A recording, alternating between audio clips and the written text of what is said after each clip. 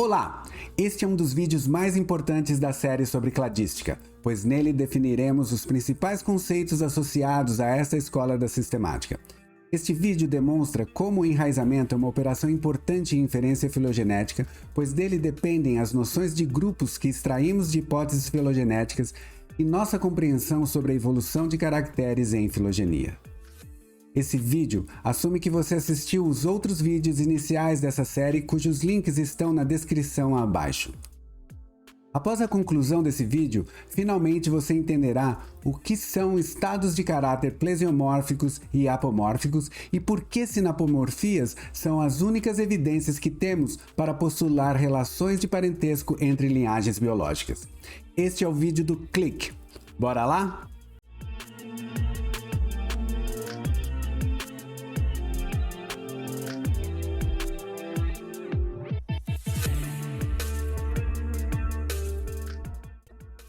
Ao final da etapa de otimização de uma análise cladística, temos uma ou mais topologias selecionadas pelo critério de otimalidade. Neste momento, sabemos as relações de adjacência entre os terminais, o número de transformações da topologia e as arestas onde essas transformações ocorreram. No entanto, há uma informação importante que não está descrita neste diagrama. Filogenias devem ser representadas como diagramas direcionados para que possamos inferir uma série de propriedades dessas hipóteses filogenéticas. Como discutimos anteriormente em nosso vídeo sobre grafos e inferência filogenética, o direcionamento de um diagrama binário ocorre operacionalmente pela inserção de uma raiz. A raiz é um vértice ou um nó de grau 2 e confere direcionalidade ao grafo. Existe uma razão pela qual usamos diagramas não enraizados durante o processo de otimização. Considere esse diagrama com 3 terminais. Há 3 possibilidades de enraizamento. Se considerarmos um diagrama com 4 terminais, notaremos que ele possui 5 pontos de inserção da raiz, e como temos 3 diagramas não enraizados possíveis para 4 terminais, o número total de enraizamentos ou de diagramas enraizados para 4 terminais é 15. Seguindo a mesma lógica, para 5 terminais, há 7 pontos de inserção da raiz, e como há 15 diagramas binários não enraizados para 5 terminais, basta multiplicarmos 7 por 15 para chegarmos ao total de 105 diagramas enraizados para 5 terminais. Esse número cresce exponencialmente muito rápido, como podem perceber. Para esse diagrama com 10 terminais, há 17 pontos de enraizamento. Desta forma, ao passo que teríamos um pouco mais de 2 milhões de diagramas não enraizados possíveis para 10 terminais, se fôssemos considerar todos os diagramas enraizados para este número de terminais, teríamos que considerar mais de 34 milhões de topologias. Portanto, a enumeração de diagramas enraizados é uma ordem de grandeza quando comparado com diagramas não enraizados. Como veremos em breve, algumas propriedades do enraizamento de diagramas binários nos permitem avaliar diagramas não enraizados inicialmente, reduzindo drasticamente as soluções que devem ser avaliadas durante o processo de otimização. A inserção de uma raiz é fundamental em inferência filogenética. Diagramas não enraizados são atemporais e só permitem obter relações de adjacência e distância patrística entre terminais. Nesse diagrama, por exemplo, podemos dizer que x é adjacente a y, pois compartilham o mesmo vértice com a distância patrística de 1, pois há uma única transformação entre x e y. O enraizamento desse diagrama insere um vetor temporal que nos permitirá formular uma série de hipóteses que não eram possíveis com diagramas não enraizados. A seguir, vamos explorar as consequências do enraizamento desses diagramas. A primeira consequência é a estruturação hierárquica dos eventos de cladogênese.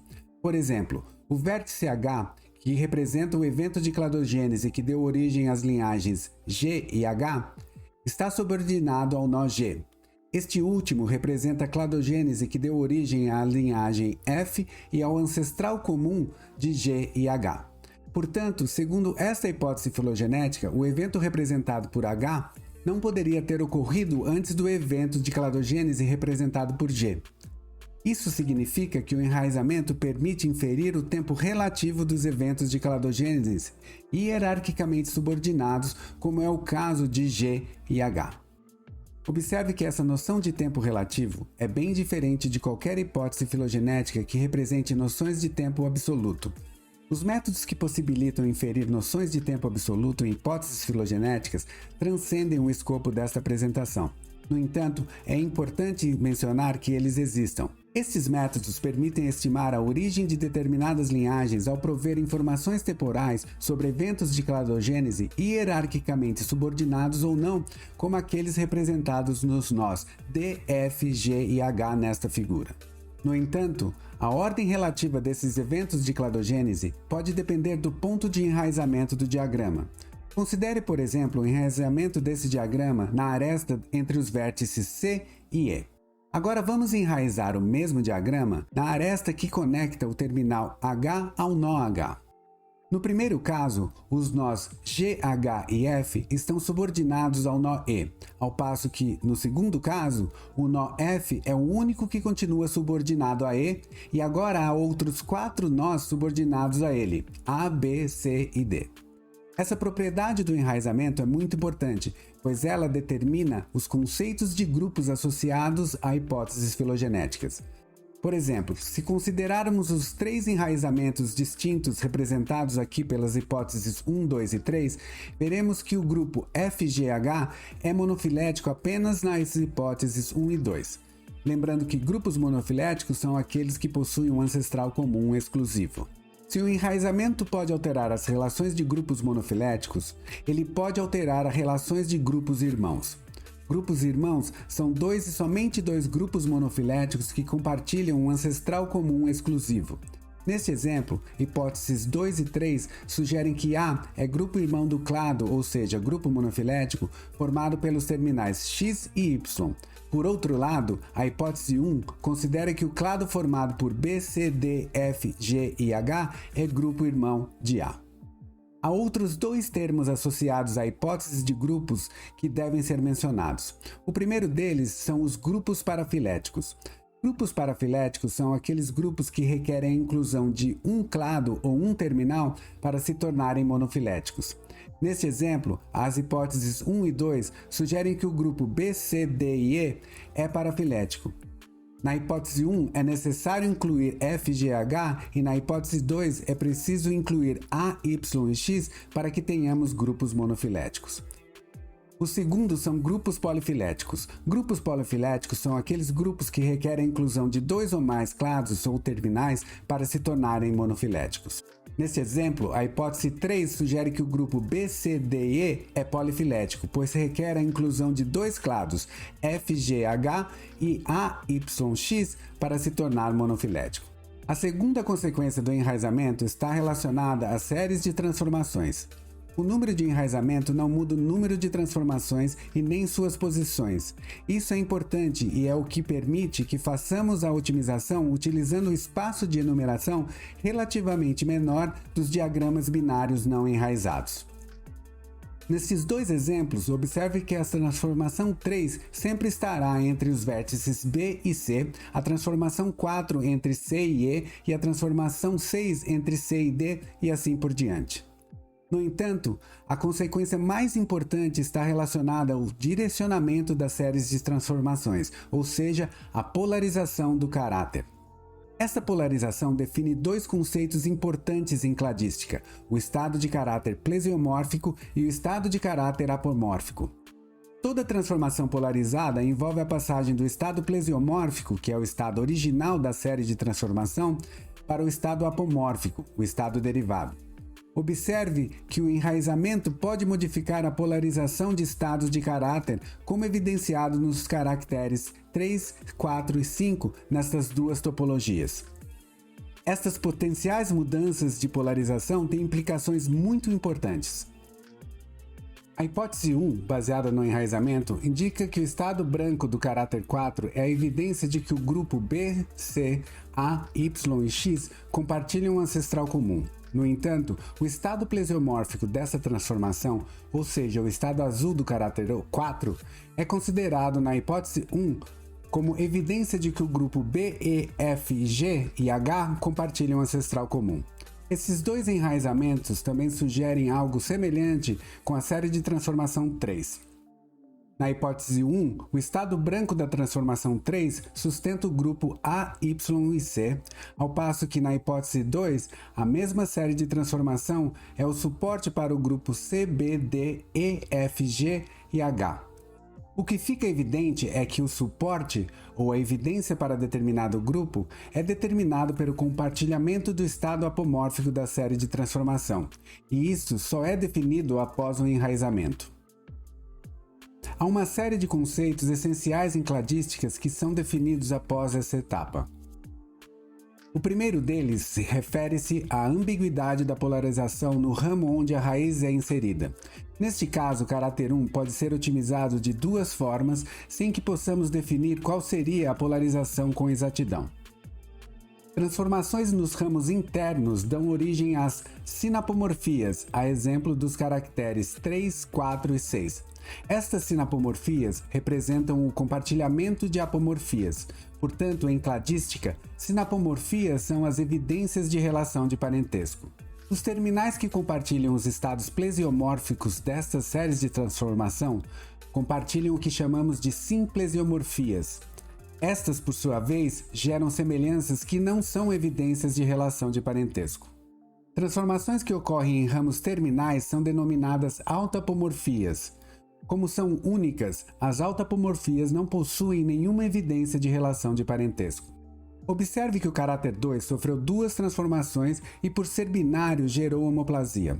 A primeira transformação desse caráter gerou a sinapomorfia que sustenta o grupo A, B, C, D, E e F. No entanto, houve uma reversão ao estado plesiomórfico que gerou a sinapomorfia para o grupo F, G e H.